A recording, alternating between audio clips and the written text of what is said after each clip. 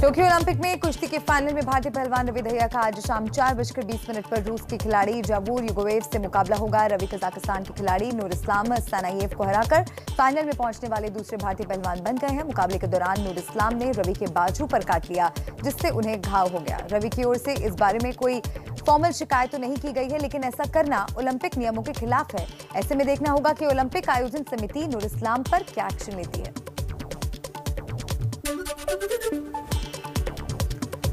अयोध्या में राम मंदिर भूमि पूजन का आज 1 साल पूरा हो गया है। इस मौके पर अयोध्या में भव्य आयोजन किए गए हैं। सीएम योगी श्री रामलला की भव्य आरती करेंगे, साथ ही मंदिर निर्माण के कामों का जायजा भी लेंगे। श्री राम जन्मभूमि तीर्थ क्षेत्र ट्रस्ट की ओर से आयोजित कार्यक्रम में प्रदेश के मुख्यमंत्री योगी आदित्यनाथ यजमान की भूमिका में होंगे।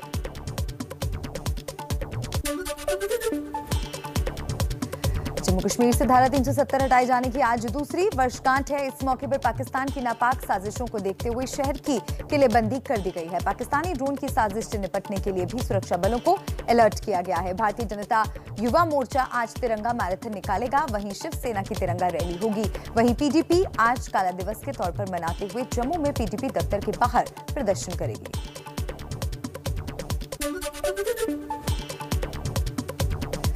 पेगासस जासूसी मामला देश की संसद के बाद सबसे बड़ी अदालत में पहुंच गया है। आज इस मामले में सुप्रीम कोर्ट में सुनवाई होगी। इस मामले में दाखिल कुल 9 याचिकाएं आज चीफ जस्टिस एनवी रमन्ना और जस्टिस सूर्यकांत की बेंच में लगी है। सभी याचिकाओं में मामले की कोर्ट की निगरानी में जांच की मांग की गई है।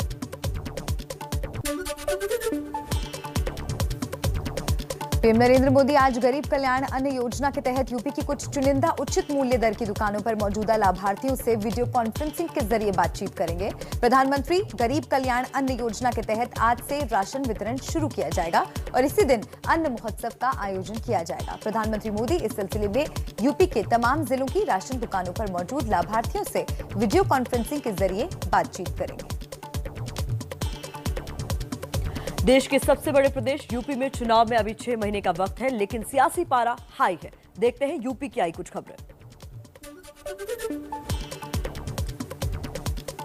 सुहेलदेव भारतीय समाज पार्टी के राष्ट्रीय अध्यक्ष ओम प्रकाश राजभर की बीजेपी प्रदेश अध्यक्ष स्वतंत्र देव सिंह से मुलाकात से नाराज एआईएमआईएम ने गठबंधन तोड़ दिया है। एआईएमआईएम प्रवक्ता आसिम वकार ने कहा है कि राजभर से बीजेपी की बू आती है। अगले साल होने वाले यूपी चुनाव के लिए ओवैसी और राजभर ने गठबंधन किया था।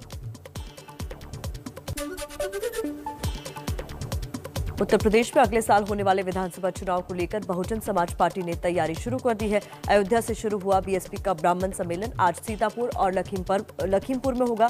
बुधवार को बरेली में आयोजित सम्मेलन के दौरान बीएसपी के राष्ट्रीय महासचिव सतीश चंद्र मिश्रा ने योगी सरकार पर ब्राह्मणों को चुन चुनकर मरवाने का आरोप लगाया।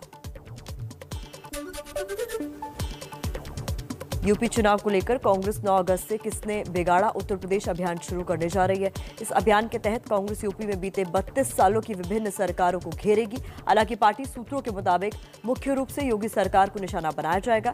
इस अभियान के लिए बड़े पैमाने पर पार्टी कार्यकर्ताओं को विशेष ट्रेनिंग दी जाएगी। 2022 की यूपी चुनाव से पहले ब्राह्मण वोट बैंक को साधने के लिए बीएसपी के बाद अब एसपी भी प्रबुद्ध वर्ग सम्मेलन करेगी। कार्यक्रम की शुरुआत आज सुबह 11 बजे पार्टी दफ्तर में होगी। इसके लिए समाजवादी नेता पंडित जनेश्वर मिश्र के आंगन की मिट्टी कार्यक्रम में आने वाले प्रदेश के नेताओं को सौंपी जाएगी, जिसे लेकर वो अपने अपने इलाकों में जाएंगे। लखनऊ में पूर्व बाहुबली विधायक जितेंद्र सिंह बबलू के बीजेपी में शामिल होने पर विवाद हो गया है। बीजेपी सांसद रीता बहुगुणा जोशी ने कहा बबलू ने तथ्यों को छिपाकर पार्टी ज्वाइन की है और वो इस बारे में पार्टी अध्यक्ष जेपी नड्डा से बात करेंगी।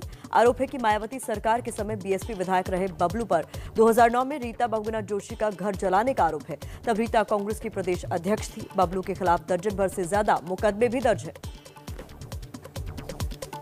उत्तर प्रदेश के बाद अब मध्य प्रदेश आपको लिए चलते हैं। देखिए मध्य प्रदेश क्यों लगातार खबरों में बना हुआ है। भीषण बाढ़ की चपेट में आए एमपी के 1200 से ज्यादा गांव राहत के काम में जुटे। सुरक्षा बलों की सहायता से अब तक 6000 के करीब लोगों को सुरक्षित स्थानों पर पहुंचाया गया है, जबकि 2000 के करीब लोग अब भी बाढ़ प्रभावित इलाकों में फंसे हैं और उन्हें बचाने के प्रयास जारी हैं। शिवपुरी, श्योपुर, दतिया, ग्वालियर, गुना, भिंड और मुरैना जिलों के 1125 गांव प्रभावित हुए हैं। सेना, बीएसएफ, एनडीआरएफ के 4 कॉलम और एसडीआरएफ के 70 दल बचाव अभियान में जुटे हैं। मध्य प्रदेश में बाढ़ से बेकाबू हालात के बीच बुधवार को सीएम शिवराज सिंह चौहान दिल्ली पहुंचे, जहां उनके एमपी के सांसदों और पार्टी के शीर्ष नेताओं के साथ बैठक हुई। इस बारे में सवाल पूछने पर शिवराज ने कहा कि मुझे केंद्रीय नेतृत्व के साथ कुछ चीजें कोऑर्डिनेट करनी थी, इसलिए आया था। बाढ़ पीड़ित इलाकों का सर्वे करता आया हूं। लगातार राहत और बचाव के कार्य की वजह से हम लगभग 5000 लोगों को रेस्क्यू कर चुके हैं। मध्य प्रदेश के शिवपुरी में बारिश से आई बाढ़ के बाद तबाही ने कई घरों को बर्बाद कर दिया है। बाढ़ का बहाव इतना तेज था कि पक्के मकान जमींदोज हो गए हैं। लोग रो रहे हैं, सुबह से भूखे हैं। दूध मुहे बच्चों के तन को ढकने का कपड़ा तक नहीं बचा है। एनडीआरएफ की टीम घरों में फंसे लोगों को बाहर निकाल रही है और उन्हें सुरक्षित जगह पहुंचा रहे हैं। एमपी के मुरैना में चंबल उफान पर है। चंबल के राजघाट पर चंबल नदी का जलस्तर 144 मीटर पर पहुंच चुका है। चंबल नदी के किनारे बसे गांव में बाढ़ जैसे हालात हो गए हैं। दर्जनों गांव में पानी भर गया है। लोगों को गांव से निकालकर सुरक्षित जगह पहुंचाने में लगा हुआ है प्रशासन। अंबा और पोरसा तहसील में हालात बद से बदतर होते जा रहे हैं। एमपी के गुना में पिछले 5 दिनों से लगातार हो रही भारी बारिश के चलते बमौरी गांव में नदी के बीच में 8 लोग 4 दिनों से फंसे हुए थे।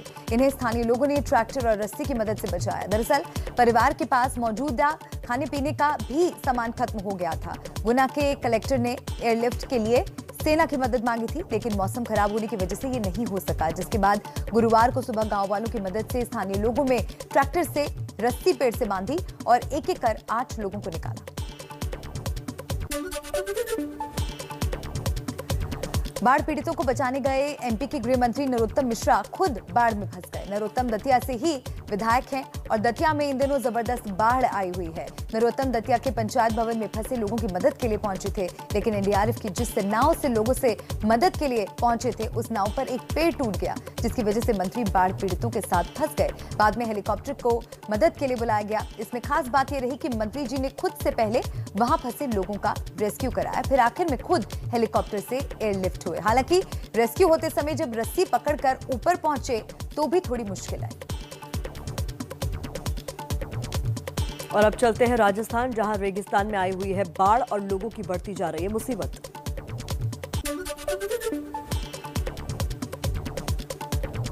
राजस्थान के बूंदी में बाढ़ के हालात नजर आ रहे हैं। रिहायशी इलाकों में जहां देखो पानी ही पानी का सैलाब नजर आ रहा है। बूंदी की कई कॉलोनियां जलमग्न हो चुकी हैं। लोगों के खाने की व्यवस्था तक नहीं हो पा रही, क्योंकि कई कॉलोनियों में मकानों में पानी तक भर चुका है। अचानक हुई बारिश के कारण शहर पूरी तरह से बाढ़ की चपेट में है। उधर सिविल डिफेंस के जवान लोगों को पानी से रेस्क्यू कर सुरक्षित जगहों पर पहुंचा रहे हैं।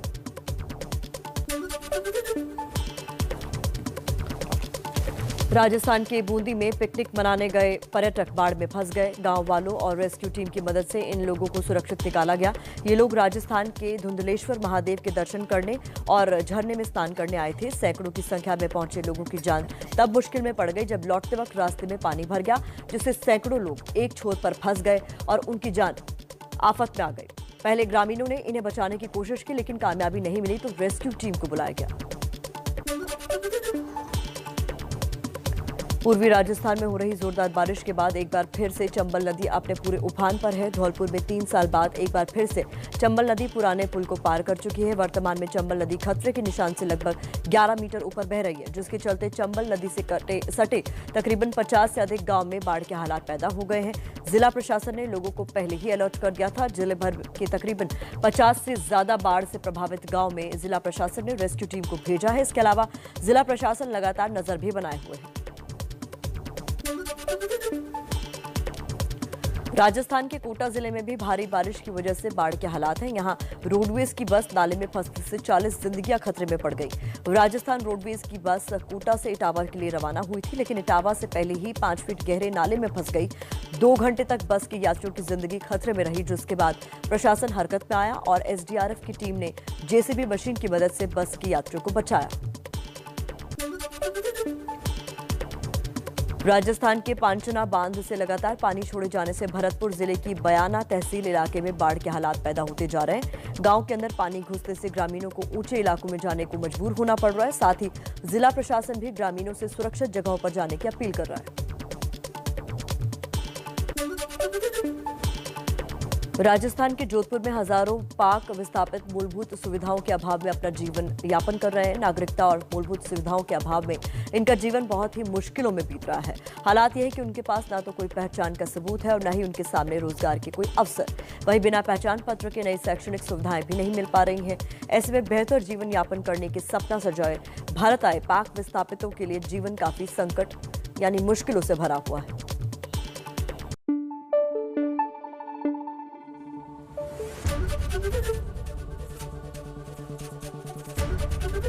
एबीपी न्यूज आपको रखे आगे।